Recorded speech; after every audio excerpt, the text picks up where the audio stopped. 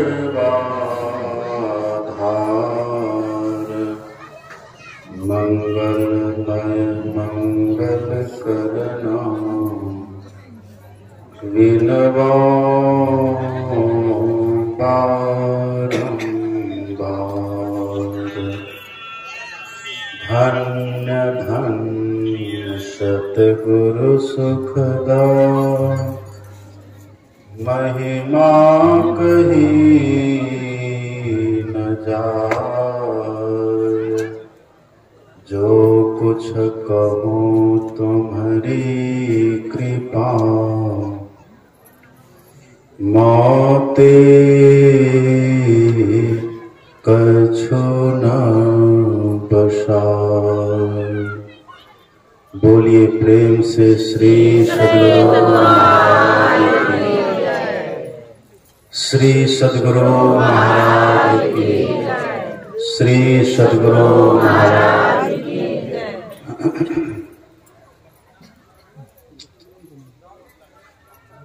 पूज्य स्वामी आनंद जी महाराज, पूज्य तपेश्वर बाबा, परम आदरणीय सत्संग प्रेमी महानुभावों, पूजनीय माताओं तथा भक्तिमती बहनों, आज यहाँ सत्संग का अंतिम दिन है। और जगह जब जाता हूँ सत्संग करने के लिए तो अंतिम दिन हम ये कहते हैं कि थोड़ा सवेरे आज शुरू करिएगा, ताकि हम सवेरे समाप्त कर सकें, जिससे दूर जाने वाले को कोई दिक्कत ना हो। लेकिन यहाँ इसके ठीक उल्टा हुआ। पहले 2:30-3 बजे स्तुति विनती शुरू होती थी और आज 4 बजे हुई। और अभी आरती का समय है, अभी हम बोलना शुरू किए।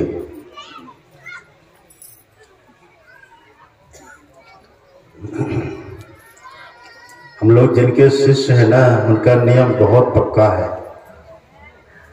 समय से सत्संग और समय से ध्यान। आप जानते हैं ना,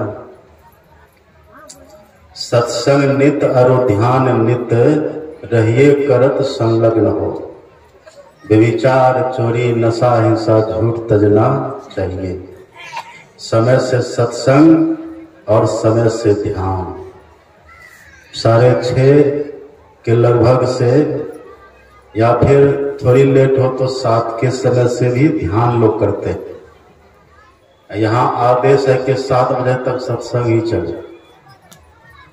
अच्छा नहीं लगता। समय पर सब कुछ होना चाहिए और हम तो सह लेते हैं। अब कभी बुलाइएगा पूज्य भगीरथ बाबा को, अगर 5 मिनट भी विलंब हुआ तो सीधे मन से उठ करके चल देंगे। और ये होना भी चाहिए। एक बार सद्गुरु महाराज जी टहलते भी थे तो समय से टहलते थे। जब बिल्कुल राइट समय होता था तब टहलने निकलते थे। एक बार पूज्य भगीरथ बाबा ने गुरु महाराज जी से कहा कि सरकार टहलने का समय हो गया। अब घड़ी देखे तो 1 मिनट विलंब था, फिर वैसे ही पड़ गए। अब फिर जैसे समय हुआ कहते अब चलो। कितना प्रतिबंध समय का। और अभी का थोड़ा परिवर्तन हो गया। एक जगह सत्संग में गए, एक बाबा वहां प्रवचन कर रहे थे। ऐसे बड़ी भीड़ थी वहां, तो बाबा को लगा कि भीड़ तो काफी है, हम प्रवचन करेंगे तो सब श्रद्धा से सुनेंगे। आंख बंद कर लिए, अब प्रवचन देना शुरू कर दिए। बोलते बोलते 1 घंटा हुआ, 2 घंटा हुआ, 3 घंटा हुआ। धीरे धीरे सब वहां से चलने लगे। देखते भी सब जाने का समय हो रहा है ना, सब धीरे धीरे चलने लगे। और चलते चलते पूरा पंडाल खाली हो गया। अब बाबा आंख बंद करके प्रवचन दे ही रहे। एक बार बीच में जरा सा आंख खोल करके देखा तो देखा मात्र 1 श्रोता बैठा हुआ है। बाबा प्रवचन रोक करके कहते धन्यवाद भाई। तो वो व्यक्ति कहते धन्यवाद क्यों? बाबा कहते इतने श्रोता थे, सब नकली थे, तुम असली निकला।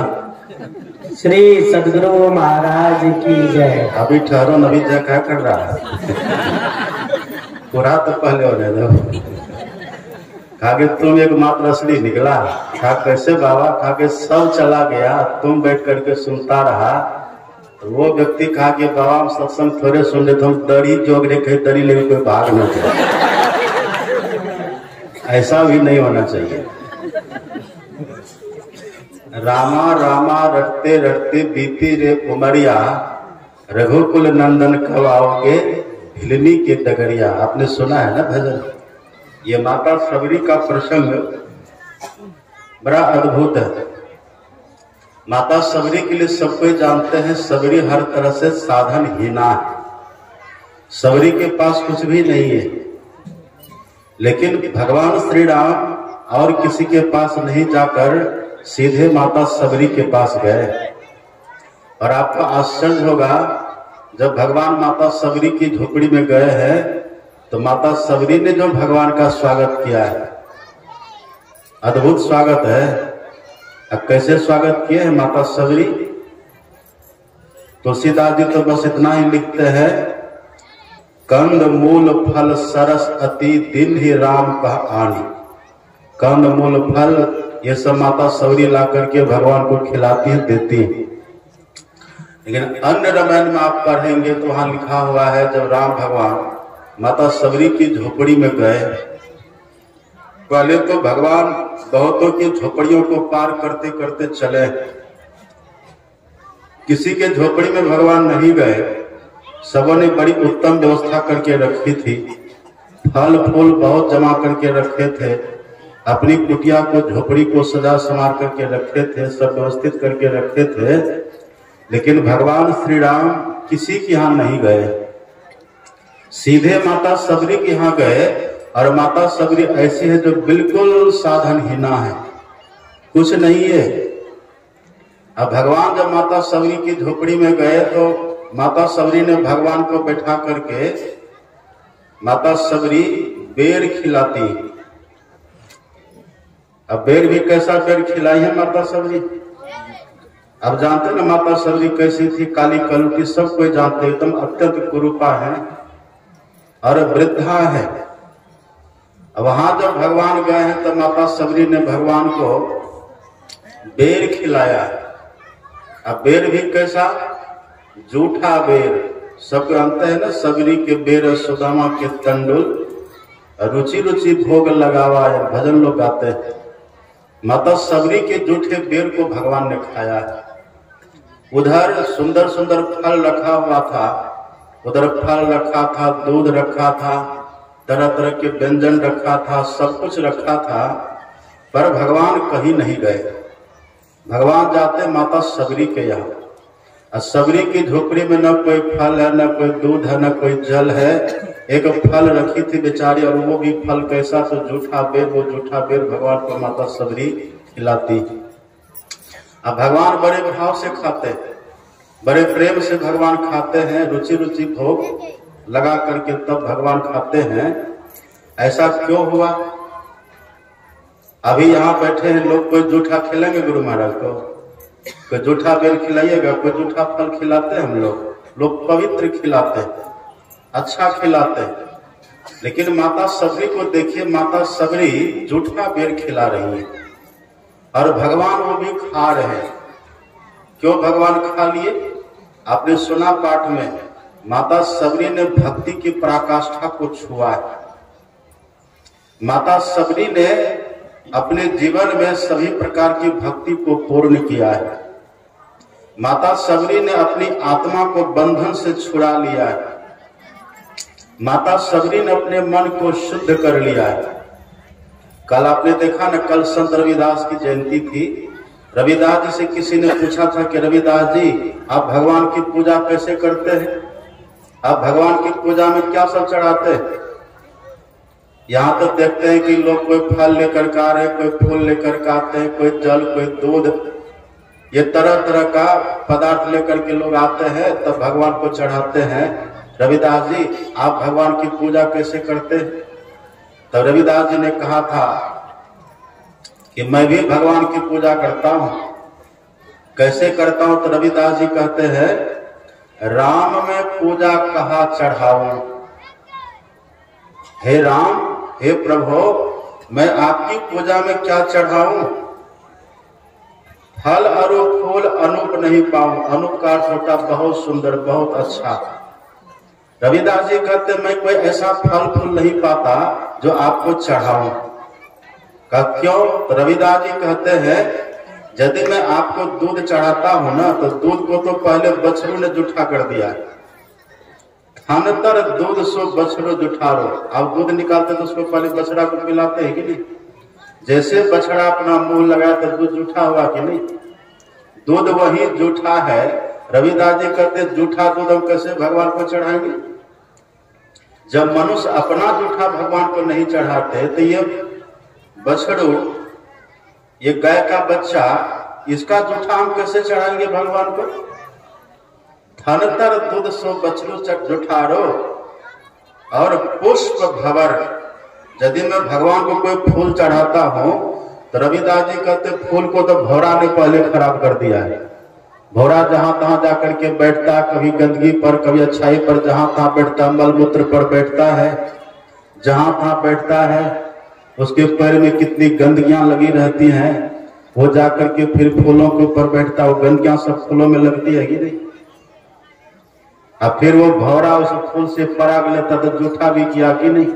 तो फूल भी तो जूठा है। हे प्रभु, मैं आपको फूल भी कैसे चढ़ाऊं? थनतर दूध सो बछरू जुठारो पुष्प भवर। यदि जल चढ़ाने की बात है तब रविदास जी कहते जल में तो मछली पहले से, मछली जल में रहती है, जले में विष्ठा करती है, जले में पेशाब पखाना सब वो करती है। जले में रह करके उसका जीवन बीतता, जल को जूठा करती रहती, जल को गंदा करती रहती है। ये जल भी तो पवित्र है, हम जल भी कैसे चढ़ाएंगे? थन तर दूध सो बछरू जुठारो पुष्प भवर जल मीन बिगारो। चंदन तरु बेधियो भुजंगा विष अमृत दो एक संगा। यदि हम चंदन चढ़ाते भगवान को, तो चंदन में तो सांप लिपटा रहता है। चंदन में सुगंधी है, सांप में विष है, विष अमृत दोनों एक संग है। हम कैसे चढ़ाएंगे? आखिर पूछा क्या पूजा करते हैं कैसे?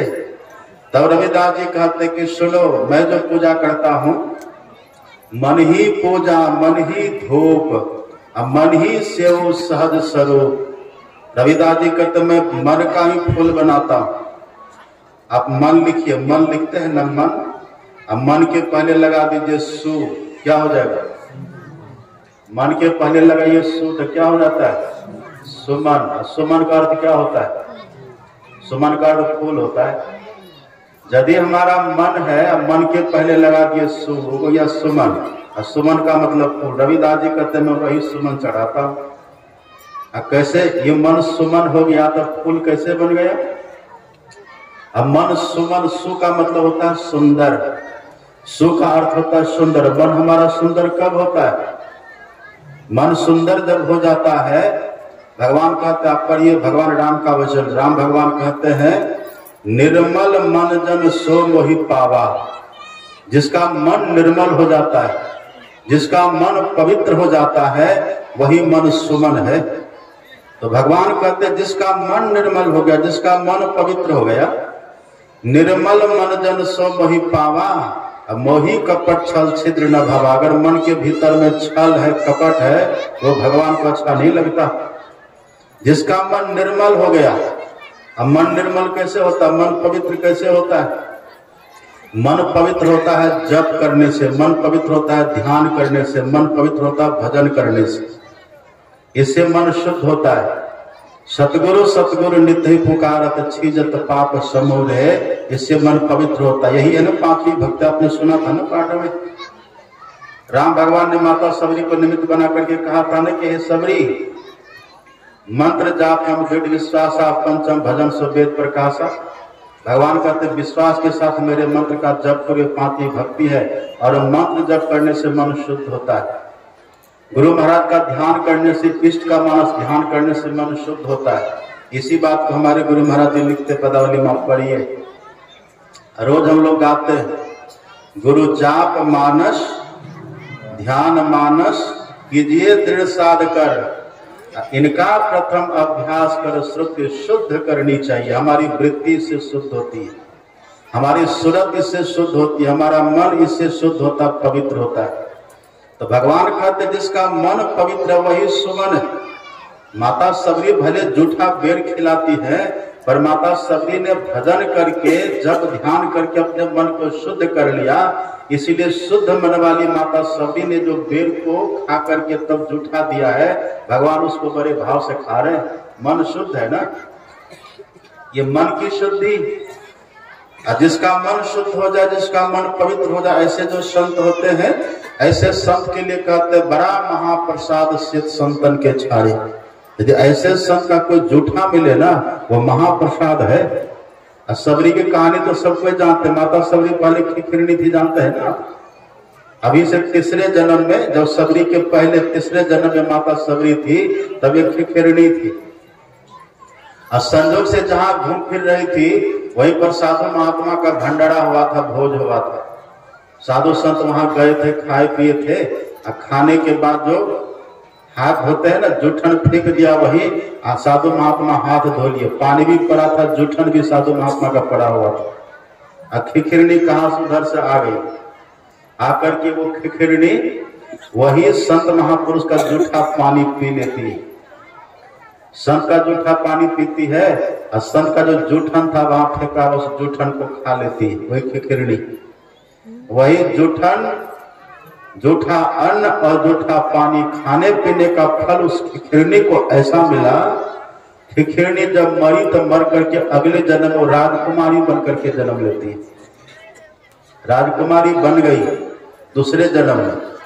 कहाँ खिखिरनी और कहाँ मनुष्य, अब मनुष्य में भी राजकुमारी। कल्पना करिए, जूठा का फल है ये।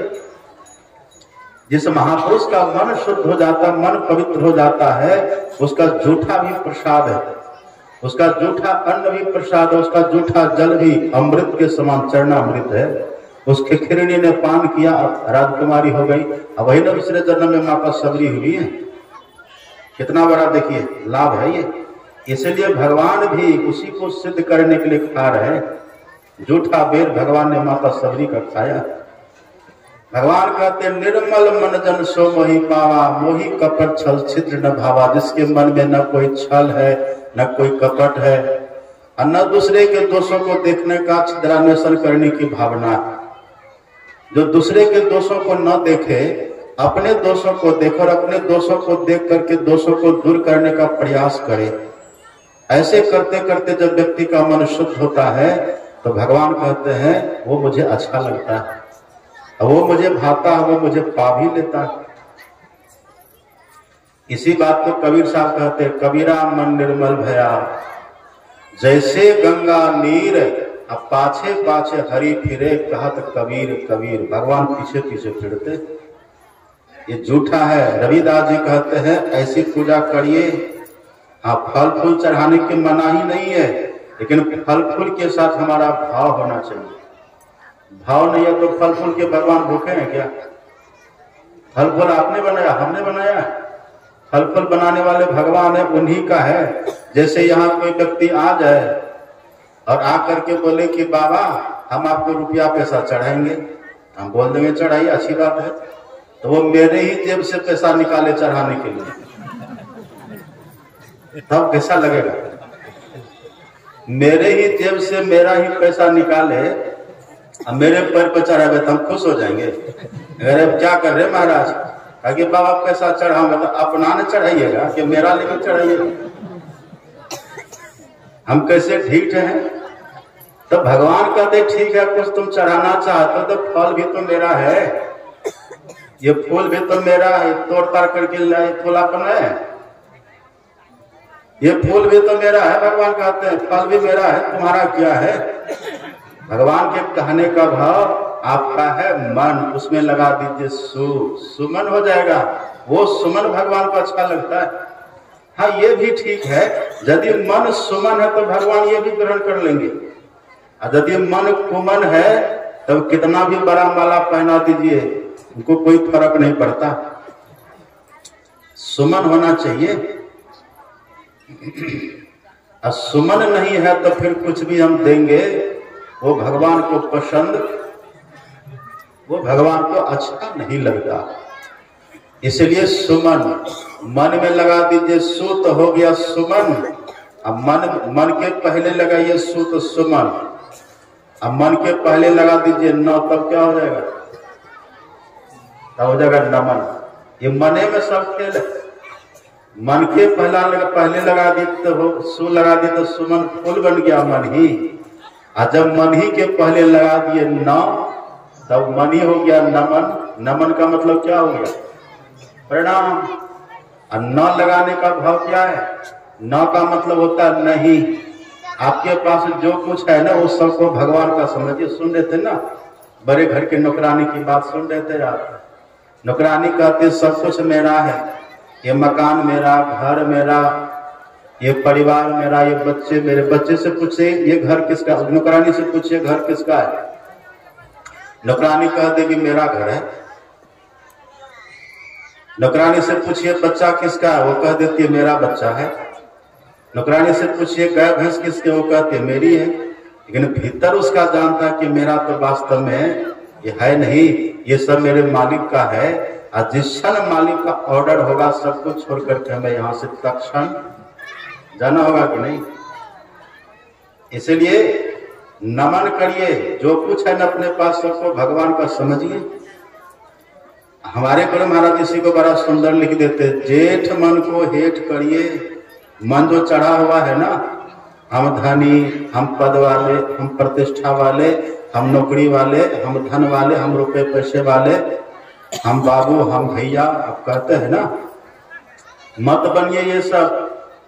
नमन हो जाइए, मन को उतार लीजिए।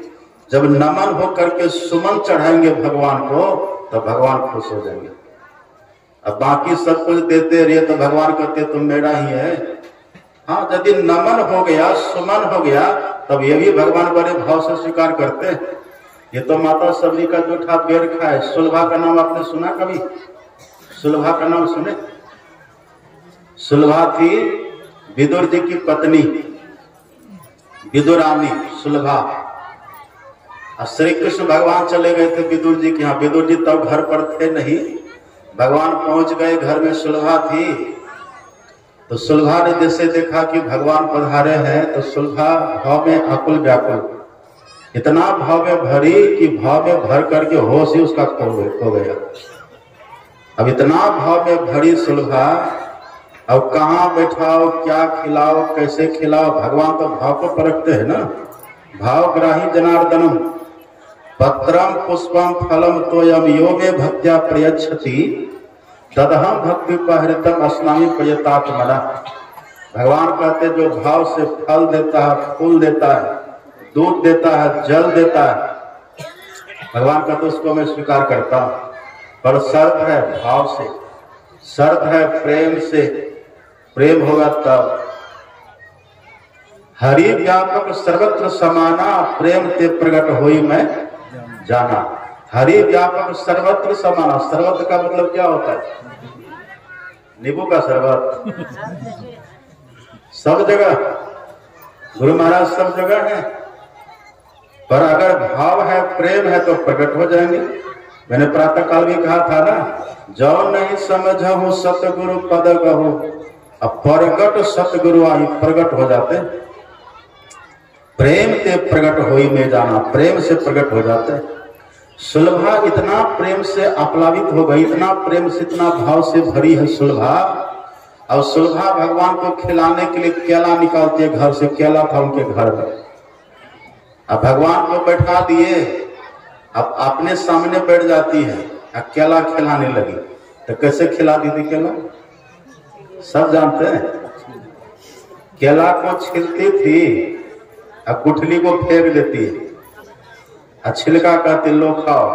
अब भगवान वही छिलका लेके बड़े भाव से खा रहे। एक छिलका दिए खा लिए, दो छिलका दिए खा लिए, खाते खाते आधा घौर खत्म कर दिए।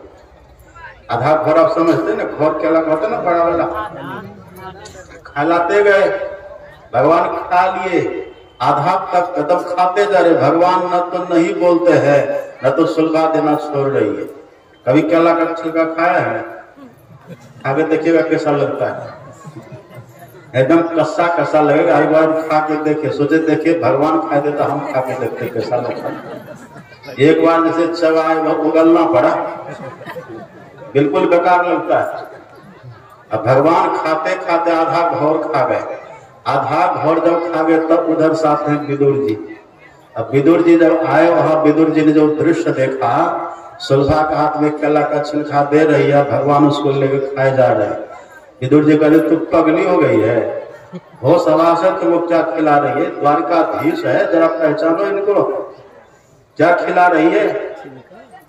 तब सुलभा कहो कह रही ये हमने क्या कर दिया, हटो पगली कह के उसको भगा दिए। विदुर जी हटो यहाँ से, अकल वकल है नहीं, ये छिलका खिला रही है, ये महत्तम अतिथि द्वारकाधीश हमारे यहाँ आए थे, ये खिला रहे, भागो यहाँ से। सुलभा को भगा दिए। और तब विदुर जी बैठते सामने, खूब बढ़िया सा पका हुआ सुपक को पीला पीला वाला केला, पीला केला को छीले और खूब बढ़िया एकदम चिड़िया केला, आप सुने कि नहीं कभी? वो केला लिए और भगवान से कहते हैं लीजिए खाइए। एक केला खाए, भगवान कहते चाचा जी लगते थे ऐसे नाता में दूर में, चाचा जी पेट भर गया। एक ही केला में कहा पेट भर गया। वो चाची जी जो खिलाती थे ना उसमें स्वाद बढ़िया था, आप वाला में स्वाद नहीं है। आप कल्पना करिए, छिलका में स्वाद होता है, ये भावना है। पत्रम पुष्पम फलम तोयम यो मे भक्त्या प्रयच्छति तदहम भक्तुपहृतम। भगवान कहते मैं भाव को खाता हूँ, अब भाव नहीं है तो दुर्योधन घर मेवा त्यागो, सुने है ना बात? दुर्योधन घर मेवा त्यागो साग विदुर घर खावाए। विदुर घर का एक केला का छिलका खा लिए और दुर्योधन के घर के 56 प्रकार के व्यंजन को भगवान ने त्याग दिया। ये है, इसीलिए माता सभी का जूठा भेद भगवान खाए है। आप भी याद रखिए, फल फूल चढ़ाना बहुत अच्छी बात है, चढ़ाइए, लेकिन थोड़ा नमन मन में न लगाइए, नमन बनिए, अब मन में सु लगाइए, सुमन बनिए। मन को फूल बनाइए और मन को जरा अहंकार से नीचे उतारिए, मन को जरा मद से नीचे करिए। मद तो बहुत तक भांति का ताही न जाने कोई, तन मद मन मद जाति मदा माया मद सब लोए, विद्या मद और गुण मद राज मद उन्मद, इतने मद को रद्द करे तब पावे अनहद। नीचे करिए मन को। माता सबरी ने अपने अस्तित्व को मिटाया है, मिटा दे अपने हस्ती को। अगर कुछ मर्तबा चाहे कि दाना खाक में मिलकर गुले गुलजार होता है, अपनी हस्ती को जो मिटा दे, अपनी स्थिति को जो मिटा करके ईश्वरीय सत्ता को पाले, ऐसे भक्तों का जूठा भी भगवान ग्रहण कर लेते। आप ऐसे करिए। माता सबरी को भगवान ने निमित्त बनाया। सुन रहे थे, माता सबरी के भीतर सब प्रकार की भक्ति है। माता सबरी को भगवान ने निमित्त बनाया और निमित्त बना करके भगवान ने मानव मात्र को उपदेश दिया कि भक्ति कैसे करिए, क्योंकि मानव का तन इसीलिए मिला है। मानव का तन खाने पीने कमाने इसके लिए नहीं मिला है। देह धरे कर यही फल भाई, अब भजिए राम सब काम बिहाई। देह धारण करने का, मानव तन पाने का बस यही फल है कि सभी कामनाओं को छोड़ करके भक्ति करिए। हमारे गुरु महाराज जी कह देते, सतगुरु चरण टहल नित करिए, नरतन के फल यही है। सदगुरु महाराज की सेवा करिए, ईश्वर की सेवा करिए, सदगुरु की भक्ति करिए, ईश्वर की भक्ति एक ही है, ये इसका फल है। इसलिए भगवान ने माता सबरी को निमित्त बना करके कहा कि सुनो, भक्ति कैसे करनी चाहिए वो मैं बताता हूं। और सुन लेते, बिना भक्ति का कल्याण है। भक्ति बिनु नहीं निस्तरे लाख करे जो कोय। अगर भक्ति नहीं करेंगे तो निस्तार नहीं है। भक्ति निसेनी मुक्ति की संत चढ़े सब धाय, और जिन जिन मन आलस किया जन्म जन्म पछताए। ये भक्ति है। इसलिए भगवान ने माता सबरी को निमित्त बना करके भक्ति का उपदेश दिया। देखिए, भगवान सामने खड़े हैं, लेकिन भगवान पहली भक्ति में क्या कहते हैं? प्रथम भक्ति संतन कर संगा, पहली भक्ति करो संत का संग। भगवान कहते हैं मेरा संग करो, काम हो गया। ऐसा भगवान नहीं कहते। भगवान कहते संत का संग करो। क्यों? भगवान के संग से बहुतों को मोह हो गया। जानते हैं ना, भगवान के संग से सती को मोह हो गया, भगवान के संग से नारद जी को मोह हो गया, भगवान के संग से ब्रह्मा जी को मोह हो गया ना। लेकिन संत के संग में क्या होता है? जब कछु काल करिए सत्संगा तब ही होए मोह भ्रम भंगा। संत के संग से मोह भंग होता है और भगवान के संग से मोह होता है। इसलिए भगवान कहते हैं यदि भक्ति आरंभ करना चाहते हो ना तो संत महापुरुष का संग करो। संत आपको कहीं फंसने नहीं देंगे। एक बार कलकत्ता शहर में महर्षि संत सेवी परमहंस जी महाराज गए थे कलकत्ता में। एक दूसरे महात्मा वहां वो भी आए थे, तो दोनों वहां मिले। बड़ी भीड़ थी लोगों की। तो लोगों ने कहा कि महाराज जी आप लोग तो बड़े महापुरुष हैं, तो कुछ सुनाइए, दो शब्द सुनाइए, कुछ सुनाइए। तो वो जो दूसरे वाले थे उसने कहा हंसो और हंसाओ, हमेशा खुश रहो, हंसो और हंसाओ।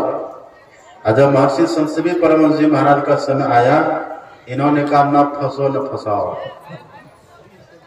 संत महापुरुष ने खुद फंसते हैं और न फंसने देते हैं। इसलिए भगवान का अगर दुनिया के फसान से निकलना चाहते हो, दुनिया के मोह ममत्व से निकलना चाहते हो, तो प्रथम भगवती संतन कर संगा। अब बिनु सत्संग विवेक न हो, ये बात तो सब कोई जानते हैं। बिनु सत्संग विवेक न हो या राम कृपा बिनु सुलभ न सोए। बिना सत्संग के विवेक होगा? नहीं होगा। भाग्योदय न बहुजन्म समर्जिते न सत्संगमं च लभते पुरुषो यदा भय। अज्ञान हेतु कृत मोह मदानकार नासं विदयते उदयते विवेका। जब अनेक जन्मों के भाग्यों का उदय होता तब संत महापुरुष का संग मिलता है। जब उनके संग में जाकर के उनका सत्संग करते तब विवेक जगता है। इसलिए दूसरी रति मम कथा प्रसंगा भगवान कहते हैं पहली भक्ति है संत का संग और दूसरी भक्ति है सत्संग में प्रेम। देखते कितना प्रेम से भी आप बैठे हुए, ऐसे बैठ करके सुनना, ये भक्ति हो रही है।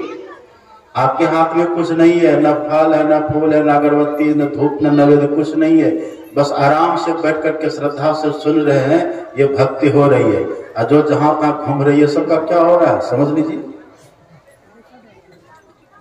श्रद्धा से सुनते हैं, प्रेम से सुनते तो भक्ति है। और यदि श्रद्धा प्रेम से नहीं सुन करके जैसे तैसे घूम रहे, भटक फिर रहे हैं, वो टाइम पास करना है, क्या मिलेगा? श्रद्धा से बैठ करके सुनना और दूसरे को सुनने में सहयोग करना, ये भक्ति। यदि ये सत्संग कोई नहीं करे और भगवान का दर्शन भी किसी को हो जाए तो विवेक के अभाव में वो भगवान का दर्शन करके भगवान से भी लाभ नहीं ले पाता है। सत्संग करने के बाद ही व्यक्ति को विवेक जगता है और विवेकी व्यक्ति भगवान से लाभ ले सकता है। एक व्यक्ति था, भगवान शंकर के नाम पर तप कर रहा था। तप करते करते वर्षों बीता। भगवान शंकर के नाम पर तप तो करता था, लेकिन सत्संग का बड़ा विरोधी था। जैसे सत्संग का नाम सुने बस सत्संग का विरोध करना शुरू, साधु महात्मा का विरोध करना शुरू। नारी मुई गिर संपत्ति नासी या मुंड मुराय भय सन्यासी। वो बड़ा विरोधी था साधु महात्मा का। देख करके टोंट कस उपेक्षा करी। पार्वती माता ने देखा ये व्यक्ति भगवान शंकर की बड़ी पूजा करता है। वर्षों बीता। पार्वती भगवान शंकर से कहती कि प्रभु देखिए आपका कैसा भक्त है, इसको दर्शन तो दीजिए। भगवान शंकर ने कहा कि देवी दर्शन तो दे दूं, पर दर्शन देने के बाद इसको कुछ लाभ होने की संभावना नहीं है। बोले क्यों? कहा मेरा तप तो करता है, लेकिन मैं जो कहता हूं, भगवान शंकर क्या कहते हैं, अन्य पुराणों की बात को तुलसीदास जी ने हिंदी में रामायण में लिखा है। गिरिजा संत समागम सम न लाभ कछुआन, अब बिनो हरि कृपा न हो सो गावही वेद पुराण। भगवान शंकर कहते हैं हे पार्वती, संतों के संग के समान दूसरा कोई लाभ नहीं है। भगवान शंकर बोल रहे हैं ना, ये व्यक्ति मुझे मानता तो है, मेरे नाम पर शिवालय में जाके जल तो चढ़ाता है, मेरे नाम पर ये भांग धतूरा तो चढ़ाता है, ये सब तो करता है देवी, लेकिन ये सत्संग का विरोधी है, ये संत महापुरुषों का विरोधी है। इस व्यक्ति को यदि मैं दर्शन दे भी दूं ना, इसको लाभ होने की संभावना नहीं है, लाभ नहीं होगा इसको। इसलिए तुम इसको दर्शन देने का हट मत करो। और आप जानते हैं त्रियाहट, त्रियाहट सुने कभी किए हैं आप लोग? अनुभव तो होगा। त्रियाहट, पार्वती ने कहा कि नहीं आप इसको दर्शन दीजिए। कहा तो ठीक है, चलो तुम भी परिणाम देख लेना। भगवान शंकर ने पार्वती को साथ किया, उस व्यक्ति के पास गए। सत्संग का बड़ा विरोधी है वो, सत्संग का विरोधी, खुद सत्संग का विरोध और दूसरों को सत्संग में जाने से रोकना।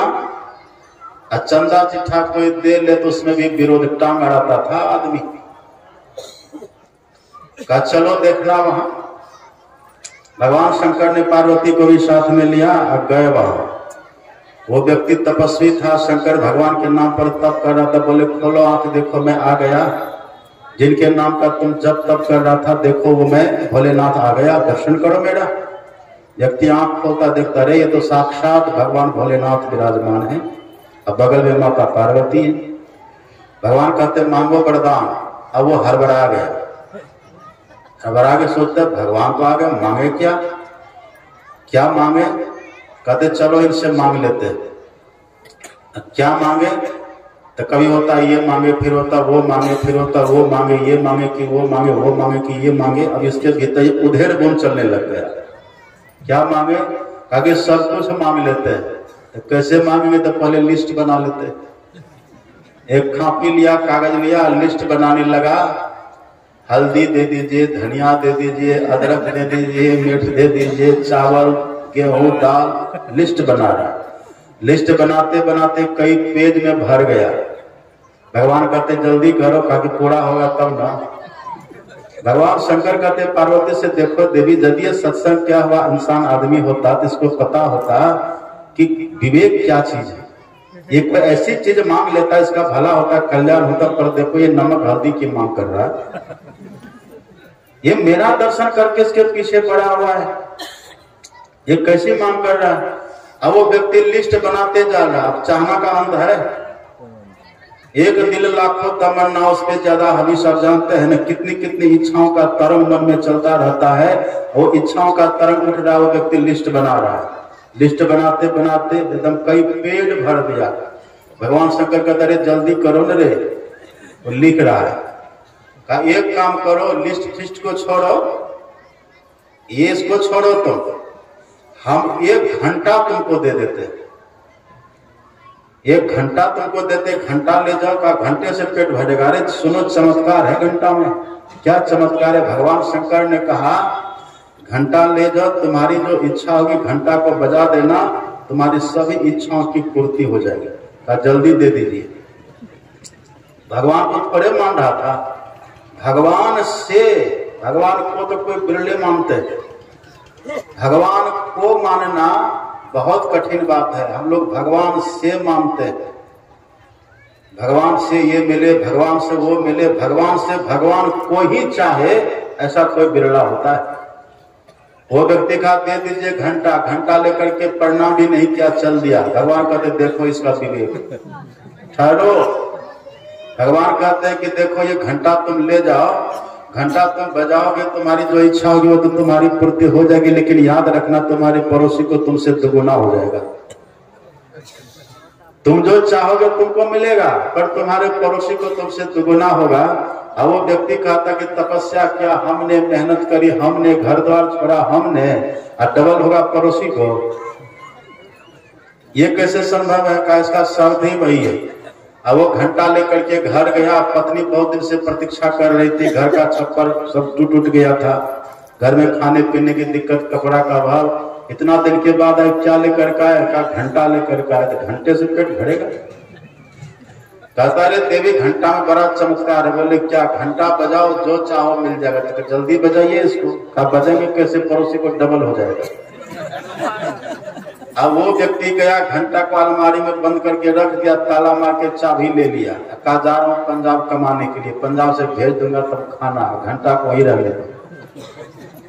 कैसा अविवेकी इंसान है।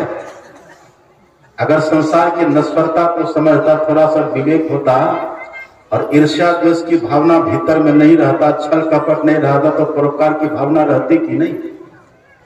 सुन रहे थे ना, बाबा कह रहे थे ना, वसुधैव कुटुंबकम, सब अपना है।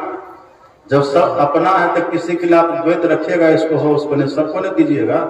पर वो व्यक्ति सत्संग नहीं किया था, विवेक का अभाव है।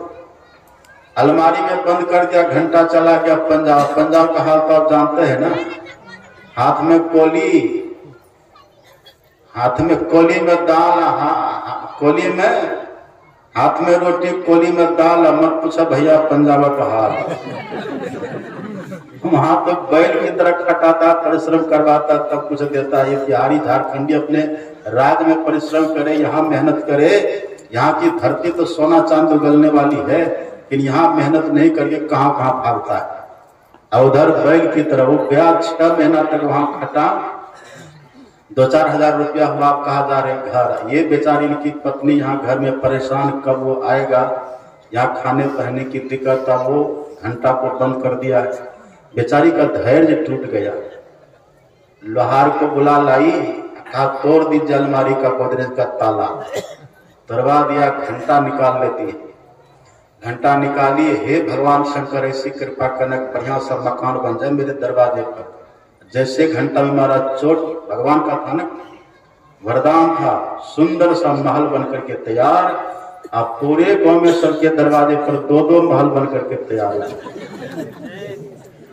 फिर हे भगवान शंकर एक मीठा जल वाला कुआं हो जाए। मार दिया घंटा पर चोट, खूब बढ़िया मीठा जल वाला कुआं उसके दरवाजे पर एक। अब पूरे गांव में सबके दरवाजे पर 2-2 खूब बढ़िया जल वाला कुआं। सबके यहाँ जो जो इस बेचारी ने चाहना करी, सब इसको मिला। अब पूरे गांव में सबको उससे डबल मिल गया। सब कहता बेचारा धन्य है, धन्यवाद उसको, उसके चलते पूरे गांव में राम राज्य हो गया। सब आशीर्वाद दे रहा है। वो झल्लू जब उधर आया चलते चलते, देखा पूरे गांव में बिल्डिंग कार्य लगता, दाल में काला है। और जैसे द्वार पर गया, पत्नी से पूछा बजा दिया, कहा कि बजा दिया, चौपट कर दिया। लाओ घंटा कहाँ। घंटा ले लिया। अब देखिए ईर्ष्या कैसी होती है। ये ईर्ष्या, ये द्वेष की भावना, मन जिसका मलिन हो, मन जिसका गंदा। आपने देखा कभी ओला, देखिए ओला जो वर्षा में गिरता ना, ओला बर्फबारी, जो ओला जो गिरता है, आप देखिएगा ओला जब गिरेगा तो आपकी फसल को बर्बाद कर देगा। अब बर्बाद करके खुद भी वो बर्बाद हो जाता है, मिटता है कि नहीं। ऐसे दुष्ट जन होते हैं। दुष्ट जन दूसरे को बर्बाद करने के लिए खुद मिट जाते हैं, वो दुष्ट होता है। और जो महापुरुष होते हैं वो दूसरे को बचाने में खुद को मिटा देते हैं। और जो दुष्ट होता है वो खुद के लिए दूसरों को मिटा के खुद भी मिट जाता है, वो दुर्जन आदमी। सत्संगी कभी दुर्जन नहीं होता। सत्संगी से किसी को बाधा नहीं मिलती। और यदि किसी सत्संगी से किसी को बाधा मिल रही है तो समझिए सत्संगी बनने में भी कमी है। कमी को दूर करना चाहिए। हमसे किसी को बाधा न हो, किसी को विघ्न न हो, हमसे किसी को संकट न मिले, विपत्ति न आवे। ऐसा जिसका भाव हो सत्संगी, वो कहता लाओ घंटा। वो आदमी घंटा ले लिया, घंटा लेकर के आंगन में खड़ा हो गया। तब कहता हे भगवान शंकर ऐसे कृपा करो, एक मेरी आंख फूटे, मार दिया चोट। एक आंख तो उसकी फूटी है, पूरे गांव में सबकी दोनों आंख गायब। डबल होने की बात है ना। दूसरे की आंख फुरवाने के लिए इंसान अपनी आंख फुरवा लिया, सोचिए। तब भी इसको संतोष नहीं है, फिर लिया घंटा। अब फिर खराब तो हे भगवान शंकर ऐसी कृपा करना एक मेरा हाथ भी कटे। हाथ कटवा लिया, पूरे गांव में दोनों हाथ सबका गायब हो गए। तब भी व्यक्ति को संतोष नहीं हुआ। अब ये कहता हे प्रभु ऐसी कृपा करना मेरे दरवाजे पर जो कुआं है वो नढ़ा हो जाए। नढ़ा समझ रहे ना, ऊपर का दीवार झड़ जाए। हे भगवान ऐसी कृपा करना मेरे दरवाजे पर जो कुआं नढ़ा हो जाए। मार दिया चोट, कुआं तो नढ़ा उनके दरवाजे पर का हुआ। ये पूरे गांव में सबके द्वार पर का दोनों कुआं नढ़ा। अब सबके दरवाजे पर दो दो नरहा कुआं, न किसी को हाथ है न किसी को आंख है। जो जिधर जाता उधर सब केला के थम के तरह धम धम गिर रहा है। थोड़ी ही देर में जहां पूरा गांव सुख से था, आनंद से था, जहां राम राज था, थोड़ी देर में पूरा गांव शमशान बन गया। ये सत्संग का अभाव। शंकर भगवान कहते हैं गिरिजा संत समागम सम न लाभ कछुआन, बिनु हरि कृपा न होई सो गावहि वेद पुराण। ये सत्संग से बड़ा लाभ कुछ नहीं। जो सत्संग करते हैं वो समझिए दुनिया का बड़ा लाभ पाता है। मति कीरति गति भूति भलाई, जब जही जतन जहां जही पाई, सो जानब सत्संग प्रभाव, लोकों में वेदना आन उपाव। सुबुद्धि मिलती है सत्संग से, संपत्ति मिलती है सत्संग से, सुयश मिलता है सत्संग से, शीलता मिलती है सत्संग से, सदगति मिलती है सत्संग से, ज्ञान मिलती है सत्संग से, सब कुछ मिलती है सत्संग से। इसलिए भगवान शंकर कहते सत्संग करो।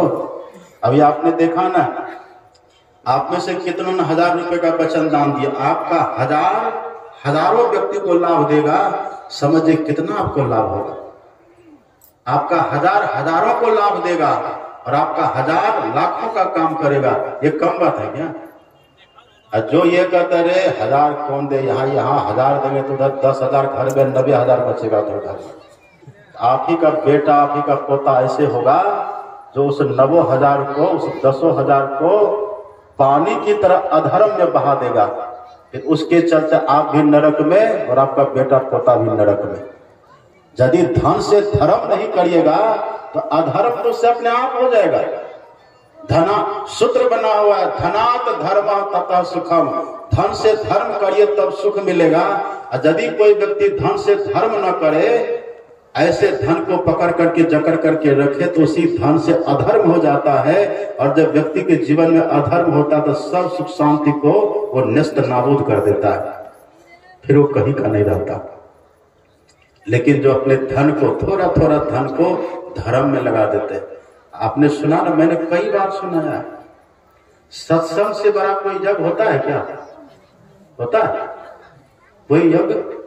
श्रेयाम द्रव्याद यज्ञाद ज्ञान यज्ञ परंतप सर्वम कर्माखिलम पार्थे ज्ञाने परिसमाप्यते। भगवान कहते हे अर्जुन, ये ज्ञान यज्ञ सत्संग जब सबसे बड़ा यज्ञ है। इस यज्ञ में व्यक्ति के कर्मों का पर्यवसान, कर्म बंधन से व्यक्ति छूटता है। ये कितना बड़ा यज्ञ है। इस यज्ञ में जो बढ़ चढ़ करके भाग ले करके तब यज्ञ को कराते हैं, बड़ा पुण्य होता है। यज्ञ में, इस सत्संग रूपी यज्ञ में जो किसी भी तरह से सहयोग करते हैं सबको पुण्य होता है। और जो जितना सहयोग करते हैं उतना लाभ होता है। और जो सत्संग का विरोध करता है तब उसको उतनी हानि भी होती, उतना घाटा भी होता है। सत्संग सबसे बड़ा जग और सत्संग का विरोधी राक्षस कहलाता है। और सत्संग करने वाले सबसे बड़े याज्ञिक, यज्ञ करने वाले कहलाते हैं। इसलिए मैंने देखा सुबह में कितने लोग फटाफट अपना अपना नाम लिखा है। कितना नाम हुआ था जी? 25। हाँ हाँ।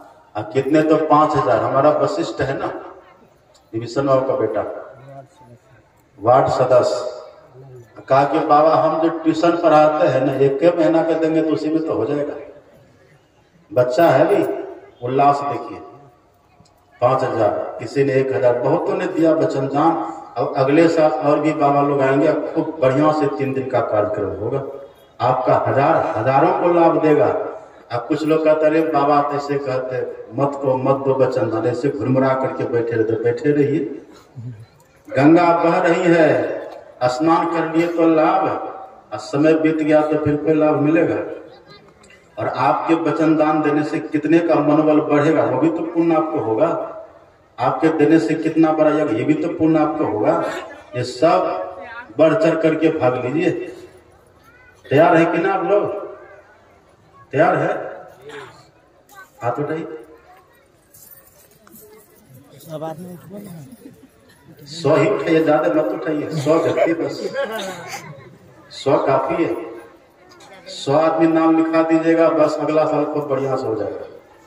देखिए भगवान कहते हैं प्रथम भगति संतन कर संगा दूसरी रति मम कथा प्रसंगा, ये भक्ति है, सत्संग के प्रति प्रेम। और तीसरी भक्ति भगवान ने कही गुरु पद पंकज सेवा, तीसरी भक्ति अमान। मान सम्मान की भावना को छोड़ करके गुरु महाराज की सेवा करिए। देखिए जिस समय दीक्षा आप ले रहे थे ना, दीक्षा के समय बहुत तरह का संकल्प कराते हैं।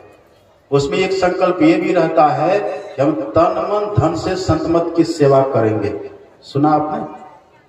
ये शर्त रहता है दीक्षा के समय, हम तन मन धन से संत मत की उन्नति में मददगार रहेंगे। तो जो संत मत के प्रचार प्रसार में हाथ बटाते हैं, उन्नति में मददगार रहते हैं, सब गुरु महाराज की सेवा करते। और जो ये करते करे हम क्या करेंगे, फलाना करे, हमको क्या फलाना करेगा तो देख लेंगे, ऐसा नहीं। आज हमने कमेटी यहाँ बनाया, कमेटी गठित करके हमने कहा कि कमेटी आगे होकर के काम करेगी, अब पीछे पीछे सब चलेंगे, सबसे सहयोग लेकर के काम करेंगे। तो कुछ लोग कहते थे नहीं नहीं हम ये पद नहीं लेंगे, हम ये पद नहीं लेंगे। तो हमने कहा कि पद आपको कोई फैशन थोड़े कि दे रहे हैं, ये पद तो आपको इसलिए मिल रहा कि पद पर आकर का बढ़िया से सेवा करेंगे, ये गुरु महाराज की सेवा होगी। ये तीसरी भक्ति आप कल्पना करिए, भगवान बोल रहे हैं गुरुपद पंकज सेवा तीसरी भगति अमान। मान सम्मान पाने की भावना को छोड़ करके जो संत मत की सेवा करेंगे वो मानो गुरु महाराज की सेवा करते हैं। और आप जानते हैं ना सत्संग को भगवान का अंग कहते हैं। देही सत्संग निज अंग श्रीरंग भव भव कारण शरण शोकहारी। ये सत्संग भगवान का निज अंग है। जो सत्संग करते हैं समझिए भगवान की सेवा कर रहे, गुरु महाराज की सेवा कर रहे। अहंग अग्नि हृदय जाए गुरु से चाहे मान, तिनको यम न्योता दिया हो हमारे मेहमान। इसलिए मान सम्मान की भावना को छोड़ करके गुरु महाराज की सेवा करिए। सत्संग नित और ध्यान नित रहिए करत संलग्न हो। व्यभिचार चोरी नशा हिंसा झूठ तजना चाहिए, ये सबसे बड़ी सेवा है। आज्ञा सबने सुसाहिब सेवा, आज्ञा पालन के समान दूसरी कोई सेवा नहीं होती। तो जो गुरु महाराज की आज्ञा में आदेश में रहेंगे वो समझिए गुरु महाराज की सेवा कर रहे हैं। और गुरु महाराज का आदेश है तन मन धन से सब संत मत की सेवा करिए, ध्यान करिए, घर में सत्संग करिए, पंच पापों से बच करके रहिए। यही तीसरी भक्ति है, इतना करिए। एक व्यक्ति गया आश्रम में रहने, आश्रम में रहता था, गुरुजी भी रहते थे आश्रम में। तो गुरुजी ने कहा ठीक है आश्रम में आए तो रहो। तो आदमी पूछता गुरुजी आश्रम में रहेंगे तो क्या करना पड़ेगा? का सेवा करनी पड़ेगी। का क्या सब करना होगा? का आश्रम में रहोगे तो भोजन बनाना पड़ेगा, कपड़ा धोना पड़ेगा, झाड़ू लगाना पड़ेगा, ये सब करना पड़ेगा। शिष्य बनोगे तो सब करना पड़ेगा।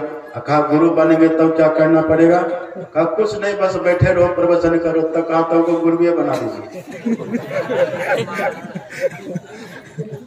डायरेक्ट ट्रांसफर होता।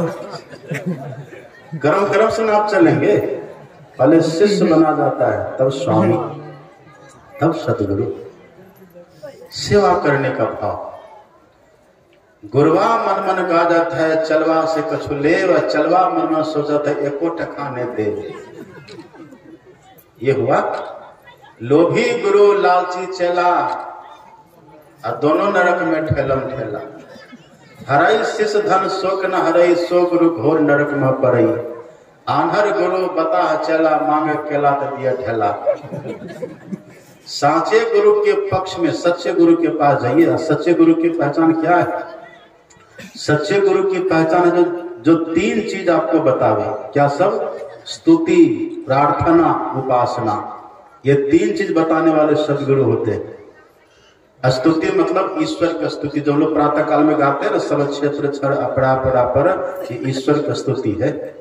और सब संतन की बड़ी बलिहारी संत की स्तुति है। अब मंगल मूर्ति सतगुरु गुरु की स्तुति है। तीनों स्तुति जो करने के लिए कहे। और प्रार्थना क्या है? प्रेम भक्ति गुरु दीजिए। प्रार्थना, प्रार्थना कहते श्रद्धा सहित कुछ मांगना, और स्तुति कहते हैं प्रेम से अपने इष्ट का गुणगान करना। सब क्षेत्र छरा परापर इस स्तुति है। सब संतन की बड़ी बलिहारी संत स्तुति है। मंगल मूर्ति सतगुरु गुरु स्तुति है। और प्रेम भक्ति गुरु दीजिए प्रार्थना। स्तुति प्रार्थना करते हैं। और उपासना क्या है? यही राम भगवान कहते हैं, चौथी भक्ति मम गुण गना करई कपट तजी गान। स्तुति प्रार्थना करना ये चौथी भक्ति है। यदि आपने दीक्षा ले ली और दीक्षा लेकर के स्तुति प्रार्थना नहीं करते तो समझिए आप भक्ति में कमी कर रहे हैं, आपकी भक्ति खंडित हो गई। स्तुति प्रार्थना किए बिना एक दिन भी मत रहिए। हमारे गुरु महाराज जी कहते थे, जो स्तुति विनती रोज नहीं करते उसको आत्महिंसा का, आत्महत्या का पाप लगता है, वो कृतज्ञ होते। क्यों करनी चाहिए स्तुति? आप देखिए घर में आपके छोटे बच्चे होते, घर में यदि आपके छोटे बच्चे को कोई व्यक्ति चॉकलेट दे देता है, एक बिस्किट दे देता है, तब क्या कहते हैं? बेटा प्रणाम करो, अंकल है, टॉफी दिया, कहते हैं कि नहीं? एक टॉफी देने वाले को प्रणाम करवाते हैं, ये मानव का तन कौन दिया है? मुखिया जी दिया है। कौन दिया मानव का तन? कबहु के करी करुणा नर देहि, देत ईश बिनु हेतु सनेहि। ईश्वर ने कृपा करके जो बिना हेतु के, जो बिना किसी कारण के, बिना लेन देन के हित करने वाले ईश्वर है, उन्होंने मानव का तन दिया है। इसलिए ईश्वर की स्तुति करिए। और मानव तन में रह करके ये सत्संग कौन सुनेगा? आपको कोई संत महापुरुष तो सुनाते हैं। आज कबीर नहीं होते तो कैसे सत्संग सुनते आप? तुलसीदास जी नहीं होते तो कैसे सत्संग सुनते? अब रामायण का पाठ हम कर पाते? तो वेद के ऋषि नहीं होते तो कैसे आप सत्संग सुनते? इसलिए संत स्तुति भी जरूरी है। उनका बहुत उपकार है। संत का कितना उपकार है। समुद्र का जल कभी पी सकिएगा आप? कभी देखे चख करके समुद्र का जल कैसा लगता? कभी चखे हैं? चखे कहां पर? सब नहीं चखे होंगे ना। उसका स्वाद कैसा पता है? अपना आंसू चख लीजिएगा कैसा लगता है, वैसे होता है। और आपका आंसू तो टेस्टी होता है, जरा बढ़िया होता है, क्योंकि आप नमक खाते, तेल खाते, मिर्ची खाते, सबका असर आंसू में रहता है। नमकीन तो लगता है ना, पर समुद्र का जल तो बिल्कुल खरा होता है। आप मुंह में ले नहीं पाएंगे, यदि ले लेंगे तो पूरा मुंह नमकीन नमकीन हो जाएगा। बड़ा खराब स्वाद उसका होता है। लेकिन जब उसी समुद्र का पानी बादल में जाता है, अब बादल जब आकर के बरस जाता है तो वो पानी कैसा लगता है? मीठा लगता है कि नहीं? वही है तुलसीदास जी लिखते हैं, राम सिंधु घन सज्जन धीरा। परमात्मा है समुद्र की तरह और संत है बादल की तरह। सीधे कोई सोचे कि परमात्मा के ज्ञान को हम पा ले, नहीं हो पाएगा। संत ईश्वर का दर्शन करके और ईश्वर के ज्ञान को सहज बना करके, सुलभ बना करके, सर्वग्राही बना करके जब सबको बतलाते हैं तो वो ज्ञान फिर लोगों को सुनने में अच्छा लगता है। इसलिए संत की स्तुति। राम सिंधु घन सज्जन धीरा, चंदन तरु हरि संत समीरा। संत होते हैं समीर की तरह, हवा की तरह, और ईश्वर है चंदन की तरह। अगर हवा न चले तो चंदन की खुशबू आपको लगेगी? अगर खुशबू चाहते चंदन की तो उसके लिए हवा चाहिए। ऐसे ईश्वरीय आनंद चाहते तो उसके लिए संत चाहिए। जब संत आते हैं जीवन में तब हमारे जीवन में बसंत आता है। ये सब होता है। बसंत आता है तो प्रकृति सुधर जाती है, और संत आते तो संस्कृति सुधर जाती है। कितनी बड़ी बात है। इसलिए भगवान कहते हैं स्तुति करिए, संत की स्तुति, गुरु की भी स्तुति करिए। गुरु महाराज ने जो इतना बड़ा ज्ञान दिया, इसलिए हम लोग कहते हैं मंगल मूर्ति सतगुरु। ये चौथी भक्ति है। जो ये स्तुति प्रार्थना नहीं करते, भगवान करते, उसकी चौथी भक्ति खंडित। प्रतिदिन स्तुति विनती करनी चाहिए। अब कैसे करनी चाहिए? गद गद गिरा नैन बह नीरा, मम गुण गावत पुलक शरीरा। भगवान कहते जब मेरे गुणों का गान करो तो पुलकित हो जाए शरीर। ऐसा प्रेम से भर करके, और आंखों से प्रेम आंसू बहे, ऐसा भाव से भर करके। और आंसू ना भी बहे तो कोई बात नहीं, पर भीतर से द्रवित होकर के भाव से भर करके स्तुति करिए। ये चौथी भक्ति। लेकिन स्तुति कर रहे, एक जगह हम देखे एक माता स्तुति भी कर रही है, नीचे में स्वेटर भी बुन रही है। और स्वेटर बुनने के धुन प्रस्तुति कर रही है। ऐसे स्वेटर देखा आप कैसे बुनती माताएं? वो कांटा होता है ना, दो वाला, दो कांटा, एक ही साथ में, एक ही साथ में, वो गाड़ी सब क्षेत्र पड़ा, वो कांटा उसी धुन में चला रही है। वो स्तुति हुई क्या? एक व्यक्ति गया भगवान के मंदिर में स्तुति करने के लिए, तो भगवान के मंदिर में संत भी रहते हैं ना, संत बगल में खड़े, तो वो व्यक्ति आकर के भगवान के सामने कहते हैं, नहीं विद्या नहीं बुद्धि बल और नहीं खर्चन को दाम। हे प्रभु, न विद्या न बुद्धिया, खर्चा करने के लिए भी पैसा नहीं, दाम मतलब पैसा, खर्चा करने का भी पैसा नहीं है। तो भगवान तो सब समझते हैं ना, भगवान को जब कुछ बोलना होता तो संत के मुंह से बोलते। बगल में संत अंतर्गामी खड़े थे, अब उधर से व्यक्ति झूठ बोल रहा था, झूठ बोल रहा था वो। अब भगवान के सामने कहता नहीं विद्या नहीं बुद्धि बल नहीं खर्चन को दाम, तो बगल से संत कहते 20 लाख बैलेंस बैंक में, सोने जानत भगवान। वो भगवान नहीं जानते क्या? क्यों झूठ बोलते हैं? बुरी भली खोरी खटी गुरु आगे सब खोल, सब खोल दीजिए गुरु महाराज के सामने, सब कुछ जान रहे हैं। सतगुरु सुख के सागर सुख गुण आगर ज्ञान उजागर है, अंतर पथगामी अति निहकामी अंतर्यामी है, अंतर्यामी है, कुछ मत छुपाइए। गुरु सो कछु न छुपाइए, गुरु सो झूठ न बोल, खरी खोटी बुरी भली गुरु आगे सब खोल। यह स्तुति है। और मंत्र का जप करिए खूब बढ़िया से। कैसे जप करिए? नाम जपत स्थिर भया, मंत्र जप करते करते बिल्कुल शांत हो जाइए। जो मंत्र आपको मिला ना, सब ख्याल को छोड़कर कितना बढ़िया से जपिए। नाम जपत स्थिर स्थिर भया, शांत हो जाइए। कैसे? जल ही होएगा मीन, जैसे जल में मछली डूब करके रहती है, ऐसे मंत्र में हमारा मन डूब करके रहे, ऐसा जप करिए। एक बात याद रखिएगा, मंत्र जप के लिए कुछ सूत्र है। संदिग्धो ही हतो मतो मंत्रो, संदिग्धो ही हतो मंत्रो, अव्यग्र चित्तो हतो जप। अगर संदेह में रह करके जप करिएगा तो फल नहीं मिलेगा, अव्यग्र चित्त से जप करिएगा तब भी जप का फल नहीं मिलेगा।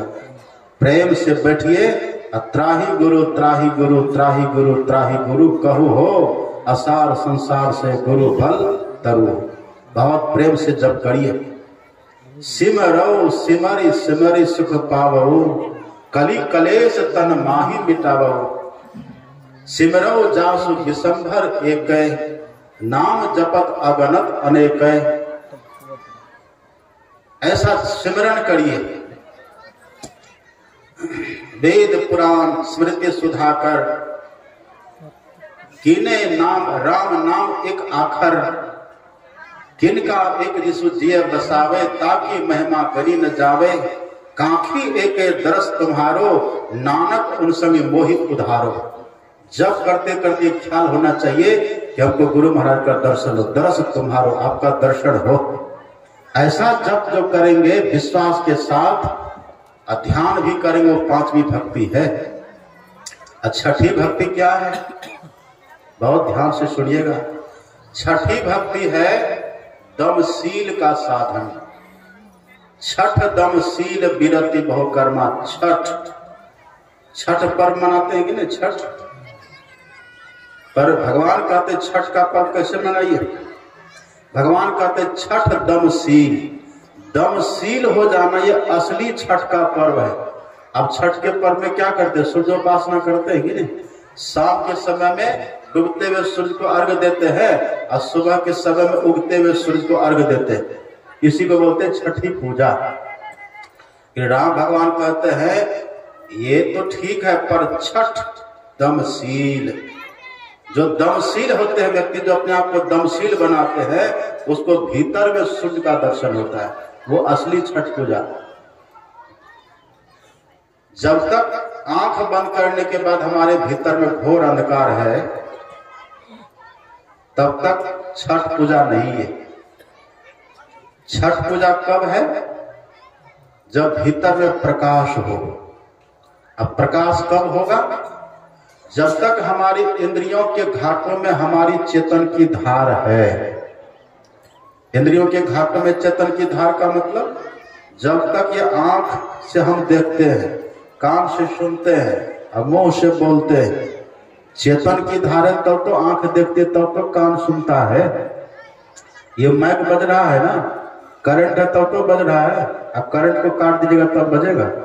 ऐसे करंट है, चेतन की धार आंख में तब दिखाई पड़ रही है। भगवान कहते इसी चेतन की धार को समेटने की क्रिया होती है, उसी को बोलते हैं दमशीलता का साधन। दमशील मतलब इंद्रियों का निग्रह, इंद्रियों का निग्रह करना। ये कैसे होता है? तो दृष्टि योग की साधना करने से। जो दृष्टि योग की साधना करते हैं उनके इंद्रियों से चेतन की धार सिमट जाती है, और जैसे चेतन की धार सिमटती है तो सिमटा में ऊर्ध्व गति होती है, और ऊर्ध्व गति से आवरण का भेदन होता है। जैसे चेतन की धार को दृष्टि योग की क्रिया के द्वारा सिमटिएगा, जहां गुरु ने दीक्षा में कहा देखने के लिए ठीक से, जब वहां पर ठीक से देखिएगा तो पूरे देह से चेतन की धार का सिमटा हो जाता है।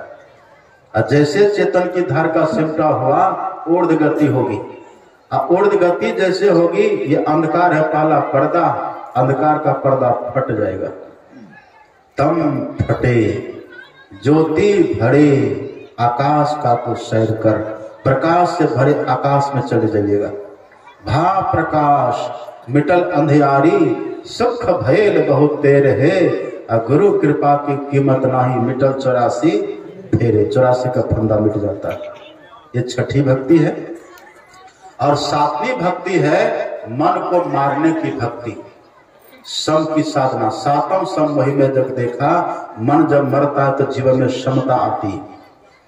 विद्या विनय संपन्ने ब्राह्मणे कवि हस्तिनी, सुनिचे व स्वपा के चर पंडिता समदर्शिना। जो सातवीं साधना करेंगे, मनोनिरोध की साधना करेंगे, नादानुसंधान की साधना करेंगे, नाद साधना से मन मरता है। और जैसे मन मर गया, मन का आवरण खत्म हो गया, तो सबके भीतर उसी एक ब्रह्म तत्व का दर्शन होगा। ये सम की साधना है। आठवीं नवी तो भक्ति का फल है। आठम यथा लाभ संतोषा, सपनों नहीं देखे पर दोषा। नवम सरल सब संचल हीना, मम भरोसे ये हरस न दीना। ये नवी और आठवीं भक्ति भक्ति का फल है। भगवान श्री राम ने माता सबरी को निमित्त बना करके हम सबों के भक्ति का विधान, भक्ति की विधि भगवान ने बतलाई, और सबसे कहा कि इसी तरह से भक्ति करिए, संत महात्मा का संग करिए, सत्संग को सुनिए, दीक्षा लेकर के गुरु बनाइए, सदगुरु महाराज की सेवा करिए, स्तुति विनती स्तुति विनती प्रार्थना करिए, और उपासना में मंत्र जप करिए, गुरु महाराज का ध्यान करिए, दृष्टि योग की साधना करिए। छठी भक्ति है। सातवीं भक्ति नादानुसंधान की साधना करिए, ये उपासना है। तो सच्चे गुरु जो होते हैं वो यही बतलाते हैं। ये साधन विधि जान करके सब साधना करिए, इसी में कल्याण ही संत मत का ज्ञान है। अब देखिए, कहने सुनने की बहुत बात है। अब इधर 7 भी बजने वाला है, तो 7 में बात खत्म हो जानी चाहिए। 7 तो बहुत हो गया, और अभी का ध्यान हम लोग का लेट से करेंगे, और हमको आज ही जाना भी है। तो अगले साल के लिए तैयार है ना? एक बात और आप सुन लीजिए, आप ये कभी मत सोचिएगा कि गुरुनंदन बाबा यहाँ करके सत्संग करना चाहते इसीलिए चंदा वंदा करवा देते हैं। ये सब भ्रम को तो मन से निकाल ही दीजिए, बिल्कुल निकाल दीजिए। और जगह हम जाते हैं ना सत्संग करने के लिए, हम प्रणामी को संभाल नहीं पाते हैं, आपको विश्वास नहीं होगा। यहाँ तब मन पर बैठे रहते, कभी 50, कभी 10, कभी 20, तब जब 7 दिन तक यहाँ जमे रहते। आपसे प्रेम है तभी तो। पैसा के लिए हम नहीं आते भदरिया, पैसा के लिए हम शहरों में जाते हैं। पैसा भी जरूरी होता है, आश्रम ऐसे चलेगा, आपके यहाँ नहीं। यहाँ एक देहात है, गांव है, सब तरह के लोग इधर है, तब बस हेल्थ से बैठे रहते, सत्संग होता रहता है। आप कभी ये भूल करके भी मत सोचिएगा ये बाबा लोग ये सत्संग सुनाने के लिए सब करते, नहीं नहीं, कभी नहीं। श्रद्धा प्रेम से जो लोग देते हैं लेके चल देते हैं। और आज चंदा पहले कौन दिया था, नाम याद है? आज पहले 1000 कम दिया था यहाँ, मने मन जान लीजिएगा, प्रचार करने का विषय ये नहीं है। हम लोग ऐसे करते हैं। हाँ, बस ये ज्ञान का प्रचार, ये सेवा है सतमत गुरु महाराज की सेवा है। हमारा भी तो हक है सेवा करने का, इसीलिए हम और जगह का समय काट करके तब यहाँ देते हैं समय। इसलिए आप श्रद्धा प्रेम के साथ, कुछ लोग दिए थे प्रातः काल, लेकिन 100 पुराना अभी 25 से पूरा है। 100 पुराइए, ये मत सोचिए कि उसी समय दे देंगे, नहीं। अभी वचन दान देने से हिम्मत बढ़ेगा, हिम्मत बढ़ाने से भी पुण्य हो जाता है, हिम्मत बढ़ता है। दीजिएगा भले उसी समय, अभी भी बहुत लोगों ने दे दिया, आपको नहीं तो आप उसी समय दीजिएगा, पर वचन दान जरूर दे दीजिएगा। गरीब इलाका, सब तरह के लोग है इधर, हालांकि गरीब अब कोई नहीं, सब गाड़ी वाले हो गए, 5-5 6-6 ट्रैक्टर है, बालू ढो ढो के सब लखपति करोड़पति बन गए। लेकिन तब भी हिम्मत करिए। तैयार है कि नहीं है? तैयार? हाथ उठाइए, मात्र 100 आदमी। नाम कितना लिखाएंगे तब देखेंगे, तब ना। यहाँ के नाम भी लिखाइए। अब समय ज्यादा हो गया। सृष्टि सुमन जी आई है।